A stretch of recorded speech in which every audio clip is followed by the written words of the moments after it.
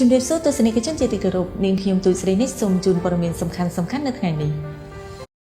នាយរងការិយាល័យកិច្ចការផ្ទៃក្នុងក្រសួងមហាផ្ទៃដកកំភ្លើងបាញ់អ្នកខ្វៀលក្របីរងរបួសព្រោះអំពើហិង្សាដោយចេតនានេះបានកើតឡើងកាលពីថ្ងៃទី7ខែឧសភាស្ថិតនៅភូមិអូ3ជាន់ស្រុកអូជ្រៅខេត្តបន្ទាយមានជ័យនៅថ្ងៃទី8ខែឧសភាសមត្ថកិច្ចបានប្រាប់សារព័ត៌មានក្នុងស្រុកថាជនរងគ្រោះឈ្មោះខៀងវណ្ណាអាយុ55ឆ្នាំភេទប្រុសជាអ្នកខ្វៀលក្របីឃាតករមានឈ្មោះរ៉ាទឹមច័ន្ទពិសីអាយុ42ឆ្នាំភេទប្រុសមានឋានន្តរស័ក្តិវរៈសេនីតូជានាយរងការិយាល័យកិច្ចការផ្ទៃក្នុងក្រសួងមហាផ្ទៃលោករស្នីឯកអឹមសុភារ៉ាអធិការនគរបាលស្រុកអូជ្រៅបានប្រាប់សារព័ត៌មានក្នុងស្រុកថាការបាញ់ប្រហារនេះបានកើតឡើងដោយសារតែក្របីរបស់ជនរងគ្រោះបានចូលស៊ីស្មៅនៅក្នុងដីរបស់នគរបាលស្ថានភាពកាន់តែតានតឹងរហូតឈានដល់ការបាញ់សម្លាប់អ្នកខ្វៀលគោមួយគ្រាប់ចំកំពូលជើងខាងឆ្វេងសមត្ថកិច្ចបានបន្តថាក្រោយបាញ់ជនរងគ្រោះឃាតករទឹមច័ន្ទពិសីបានរត់គេចខ្លួនពីកន្លែងកាត់ហេតុភ្លាមៗនោះអ្នកជិតខាងនិងសមត្ថកិច្ចបាននាំជនរងគ្រោះទៅកាន់មណ្ឌលសុខភាពអូ3ជាន់ដើម្បីព្យាបាល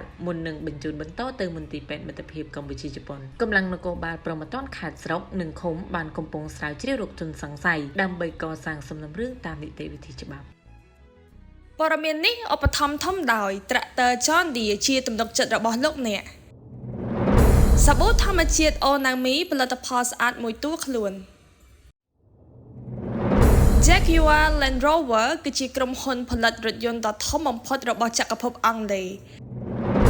UP LML Nano ជីសរីរាង្គសុទ្ធ 100% មួយកញ្ចប់ប្រើបាន3ហិកតាលើដំណាំគ្រប់ប្រភេទ